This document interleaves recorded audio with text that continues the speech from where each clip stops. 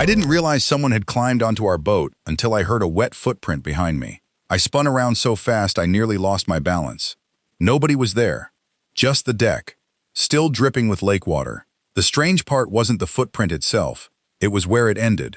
5 barefoot footprints crossed the deck and stopped in front of the cabin door. There were no prints leading away, no place for anyone to hide, no sound, no splash. Whoever had stepped onto our boat had simply disappeared. I grabbed the flashlight with both hands and pulled the cabin door open. The beam swept across the tiny cabin, empty. Our backpacks were exactly where we'd left them. The cooler hadn't been touched. Nothing looked out of place. Then something caught my eye.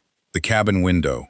Water was slowly running down the inside of the glass, as if someone had been standing there only seconds earlier.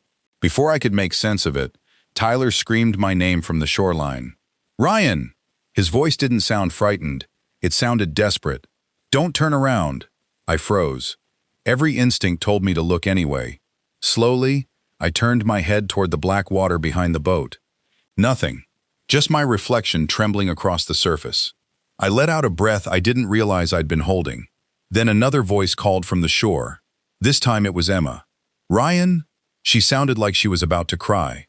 "Please, come back." I looked toward the island. All 5 of them were standing together at the edge of the rocks. Nobody was waving, nobody was moving. They were all staring past me, at something floating only a few feet behind the boat. I forced myself to look. At first, I couldn't see anything. Then the lake rippled. A pale hand slowly rose above the surface. Not reaching, not waving, just resting there, as though someone beneath the water was holding onto the back of the boat. The hand remained perfectly still. Seconds passed. Nobody spoke. I raised my flashlight. The beam hit the water. The hand was gone. Only dark ripples remained. I wanted to believe I'd imagined it. Until Tyler shouted something that made my blood run cold. "Ryan, there were only 6 of us when we landed." I frowned. "What are you talking about?" His face had turned completely white. With one trembling finger, he pointed toward the boat. Then, "Whose life jacket is hanging off the side?" I looked down. A bright orange life jacket, dripping wet, was hooked over the railing. None of us had brought an orange one. None of us. As I reached for the strange life jacket, I noticed something stitched onto the inside collar. Not a brand, not a name, just one sentence. "Return it before sunrise." For a few seconds, nobody moved. The orange life jacket swayed gently against the side of the boat. Drip, drip, drip. Each drop echoed across the still water. I climbed aboard without taking my eyes off it. "Ryan, don't touch it," Tyler called. I ignored him. I had to know if I was seeing what everyone else was seeing. I grabbed the shoulder strap and slowly lifted it over the railing. It was heavier than it should have been. Water poured onto the deck.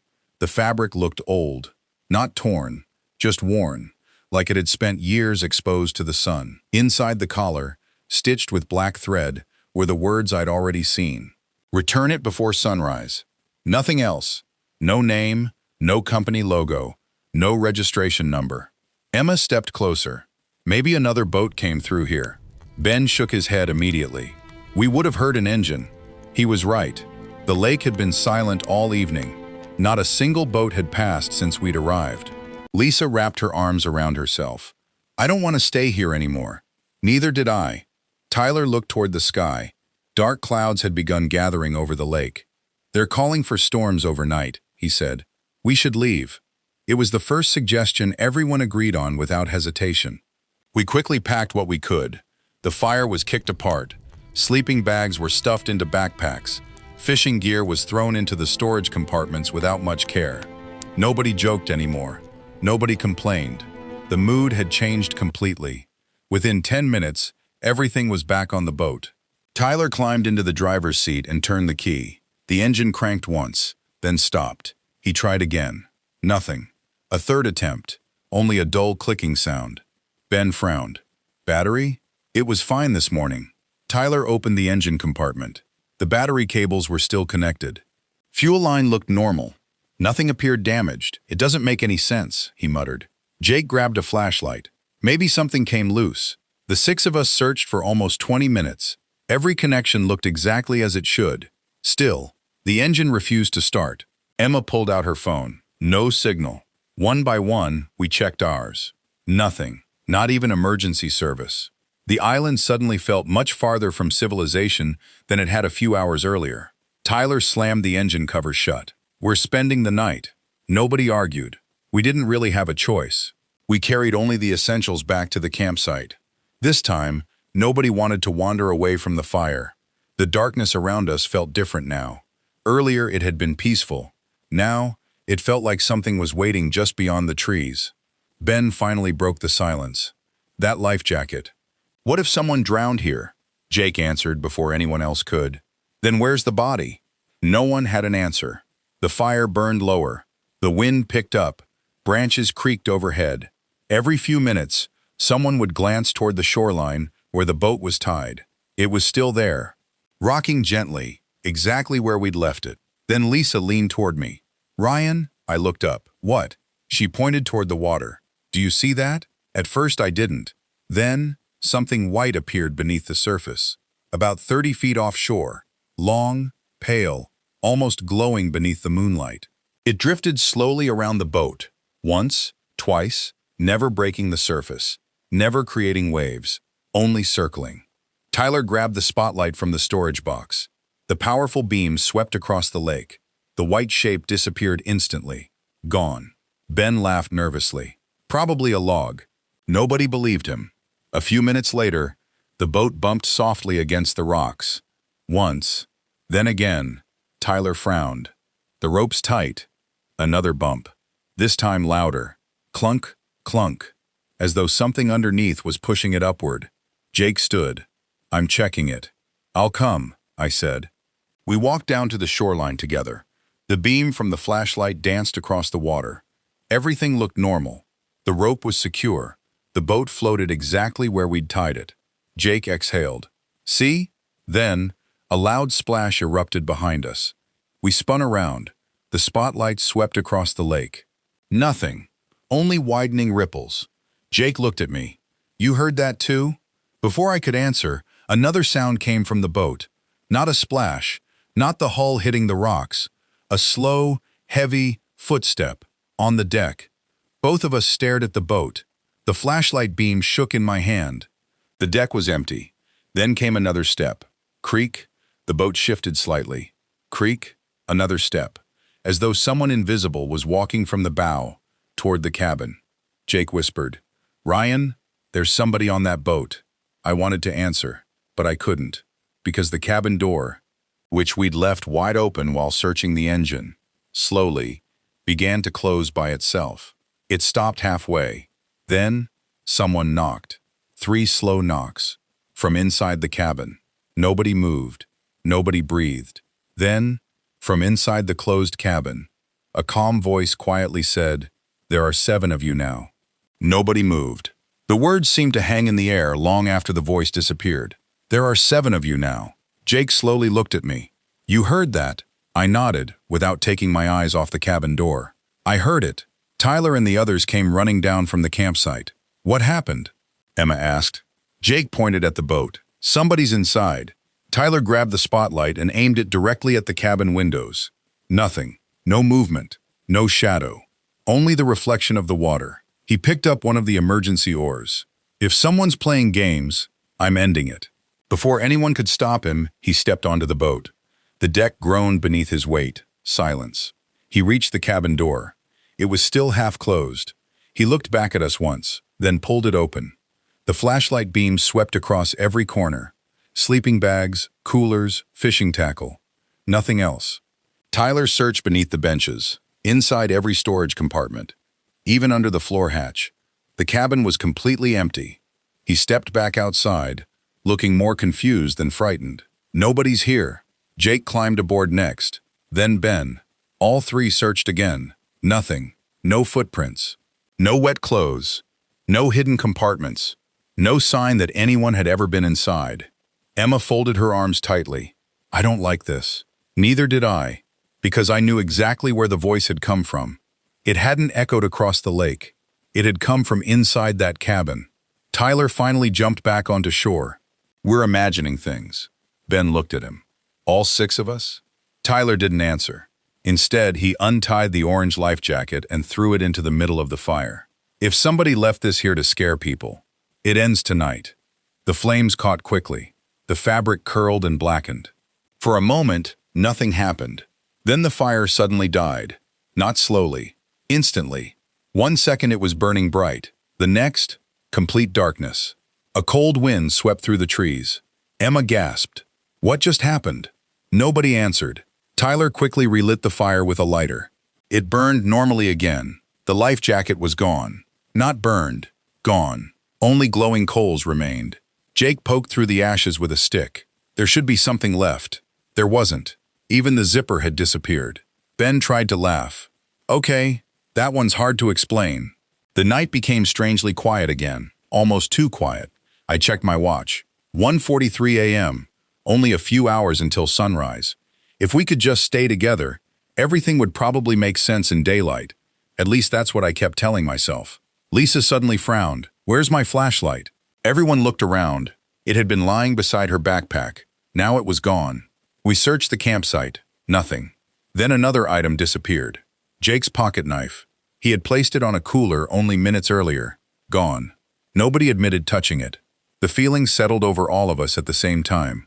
Something, or someone, was moving around us whenever we weren't looking. Tyler stood up. Nobody leaves the fire. Not alone. Everyone agreed. For nearly an hour, we sat in complete silence, listening, watching, waiting. Then, a light appeared across the lake, far in the distance. It moved slowly between the trees on the opposite shore. A flashlight. Someone else was out there. Emma stood immediately. They'll help us. Tyler grabbed the spotlight and flashed 3 long signals toward the light. The distant beam stopped. For several seconds, it didn't move. Then it answered. 3 flashes. Ben smiled for the first time all night. They saw us. Tyler waved both arms. Hey! No response. Only another 3 flashes. Then, the light began moving. Not toward the shoreline, toward the island. It wasn't crossing the water. It was already on the island, walking through the trees. Slowly, deliberately, circling us. None of us spoke anymore. The flashlight kept weaving between the pines, sometimes disappearing behind trees, then reappearing somewhere impossible. Too far away, too quickly. Jake whispered, "That's not possible." The island wasn't big enough for someone to move that fast. The light stopped behind a cluster of trees about 50 yards away, then switched off. Darkness swallowed the forest again. 5 long minutes passed. Nothing. Tyler quietly said, "I think it's gone." The words had barely left his mouth when a flashlight clicked on behind us. Not in the trees, not near the shoreline, inside our camp, balanced carefully on the empty camping chair, the one no one had touched all night. The beam was already on, pointing straight at us, and taped to the handle was Lisa's missing flashlight, along with Jake's pocket knife, and a folded piece of damp paper. I reached for it with trembling hands. Tyler grabbed my arm. "Don't." I looked at him. "What if it's important?" He hesitated, then slowly nodded. I unfolded the paper. The handwriting was neat, almost careful. There were only 2 lines. "You're searching the island, but the island has been searching for you." Before anyone could say a word, a loud boat engine suddenly roared across the lake. We rushed toward the shoreline, certain someone had finally come to rescue us. But when we reached the rocks, our boat was already pulling away from the island, with someone sitting at the helm. Out on the lake, we all turned toward the sound. The boat wasn't drifting anymore. It was coming back, slowly, without anyone at the wheel, straight toward the island. The engine roared across the lake. For a split second, every one of us froze. Then Tyler shouted, "Our boat!" We sprinted toward the shoreline. The beam from my flashlight bounced wildly across the rocks as I struggled to keep my footing. By the time we reached the edge, the boat was already 20 yards from shore. It wasn't drifting, it was moving, slowly, deliberately, heading deeper into the lake. Someone was sitting behind the wheel. I couldn't make out a face, only a dark figure, perfectly still. Ben cupped his hands around his mouth. "Hey!" The figure didn't react. Tyler grabbed the spotlight and aimed it directly at the boat. The bright beam flooded the deck. For just a second, we all saw the driver. Then the light reflected off the windshield. The figure disappeared. Tyler lowered the spotlight. The driver's seat was empty. The steering wheel turned on its own. The throttle remained pushed forward. The boat kept moving. Jake stared in disbelief. Where did he go? Nobody answered, because none of us had seen anyone jump into the water. Emma grabbed Tyler's arm. Can the boat do that by itself? No. His answer came instantly. It has mechanical steering. The boat continued across the lake. Then, without warning, the engine shut off. Silence returned. The boat drifted to a stop nearly 100 yards from the island. It floated there, motionless, almost as if it was waiting. Tyler looked at me. We're swimming. I thought he was joking. You can't be serious. If we lose that boat, we're stuck here. He wasn't wrong. It was our only way back. Jake stepped forward. I'll go with you. I shook my head. Absolutely not. We don't know what's out there. Tyler looked across the black water again. We don't have a choice. Before either of them could move, Lisa suddenly spoke. Listen. Everyone fell silent. A faint sound echoed across the lake. Not from the boat, from somewhere beyond it. A bell. One slow ring, then another. The sound was deep, metallic, almost like an old harbor buoy, except there were no buoys anywhere on this lake. The bell rang again, closer this time. Emma whispered, "Is that coming toward us?" Nobody wanted to answer. The sound echoed once more, then stopped. Complete silence. Tyler slowly stepped backward. We're not swimming. For the first time that night, I agreed with him immediately. We returned to the campsite. Nobody even tried to sleep. The fire had almost burned out again. Ben threw another log onto it. The flames flared back to life. Their light reached only a few feet into the darkness. Everything beyond that remained hidden. I checked my watch. 3:18 a.m., nearly 2 hours until sunrise. It felt impossible that so much had happened in only a few hours. Jake suddenly frowned. Has anybody seen my backpack? He had left it beside the cooler. Now it was gone. We searched the campsite. Nothing. Tyler sighed. This is getting ridiculous. Then Emma pointed toward the woods. There, hanging from a low tree branch, nearly 50 feet away, was Jake's backpack. Nobody had walked over there. Nobody had heard footsteps. It simply appeared. Jake marched toward it. Wait, I called. He ignored me. He reached the tree, grabbed the backpack, and immediately froze. What? He didn't answer. Tyler and I hurried over. The backpack felt strangely heavy. Jake slowly unzipped it. Inside, everything was exactly where he'd packed it, except for one thing. Resting on top was an old photograph, black and white. The edges were cracked with age. It showed 6 people standing beside a fishing boat. They were smiling. Camping gear surrounded them. At first, it looked like any ordinary vacation photo. Then I noticed something. There were 7 shadows on the ground. I counted again. 6 people, 7 shadows. Ben quietly whispered, "No." Tyler took the photo from my hands. His face slowly drained of color. Look at the boat. Someone had carved a name into the wooden side. Lakeview. Tyler stared at it for several seconds, then looked back toward the lake. Our boat, he swallowed hard, is named Lakeview. None of us spoke. The photograph looked decades old. The paint, the clothes, even the camera quality. Everything suggested it had been taken long before any of us were born. Yet somehow, it showed a boat with the exact same name as ours. Emma looked at me. Ryan, who took this picture? I turned it over. My stomach dropped. Written carefully on the back, in faded blue ink, were just 5 words. You're next to disappear. A cold breeze swept through the campsite. At that exact moment, the boat engine started again. By itself. The boat scraped against the rocks and stopped exactly where we'd left it. The engine died. Nobody climbed out. But lying in the driver's seat was something that hadn't been there before. A soaking wet map, with one location circled in red. The center of the island.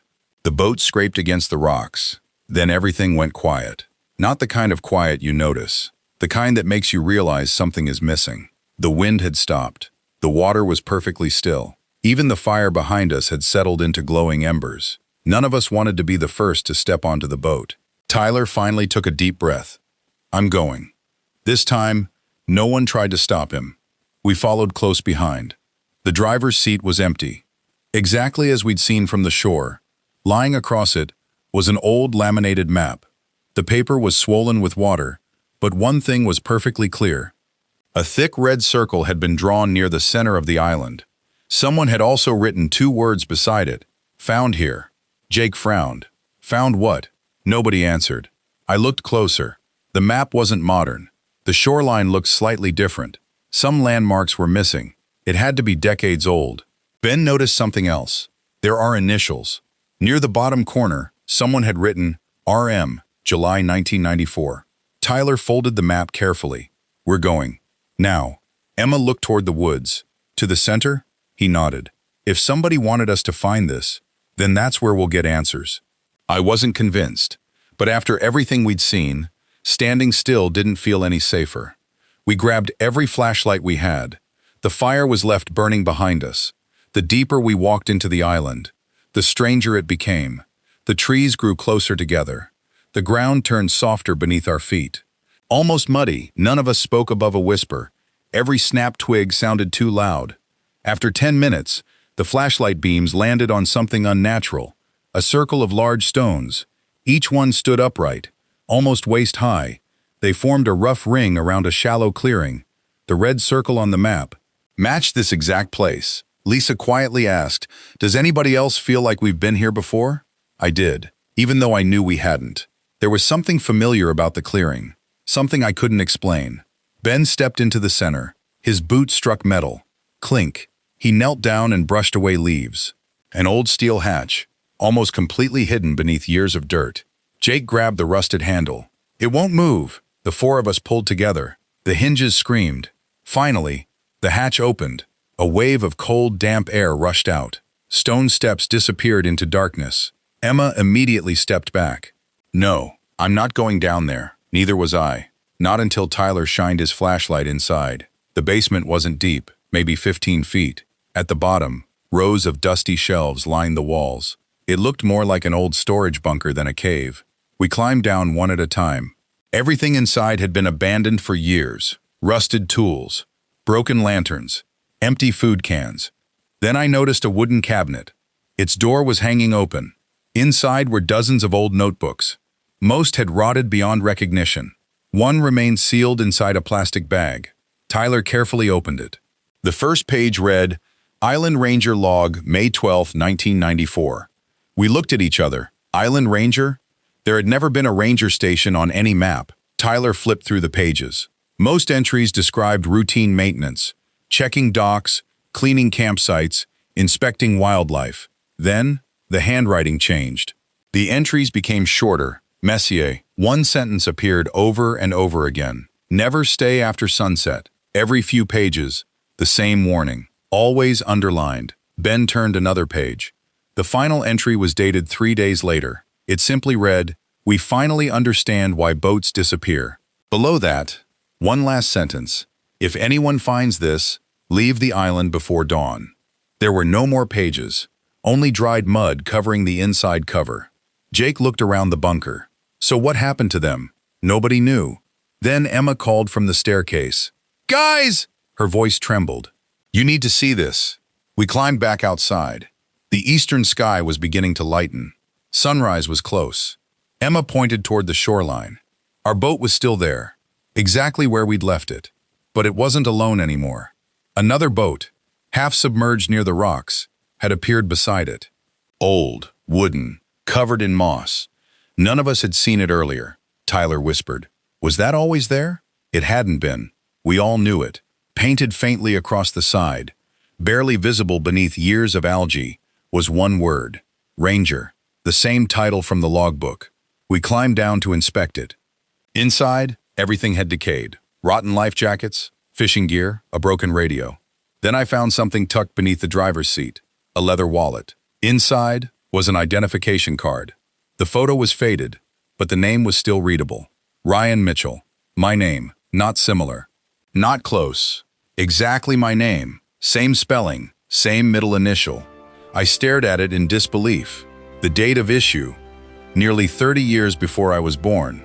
Jake looked over my shoulder. That's impossible. I couldn't speak. There was only one photograph inside. A group picture. 6 smiling people standing beside the same wooden boat. I counted them twice. 6 people. But there were 7 reflections in the water behind them. The sun finally broke over the horizon. The moment the first light touched the lake, a warm breeze swept across the island. Birds began singing. The silence was gone. Everything suddenly felt normal. Tyler looked at me. We're leaving. Nobody argued. This time, the engine started on the first turn. We never looked back. When we reached the marina, we told the harbor police everything. They searched the island that afternoon.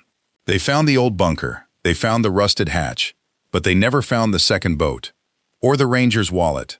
The officer simply smiled and said, "You're not the first group to report strange things out there. The island has been closed ever since. People assume it's because of unstable terrain. Maybe they're right. Or maybe some places don't want visitors. I still go fishing. I still own a boat. But there's one thing I'll never do again. If I ever find an island that nobody can explain, I keep going. Because sometimes the safest place on the water is the one you never step onto."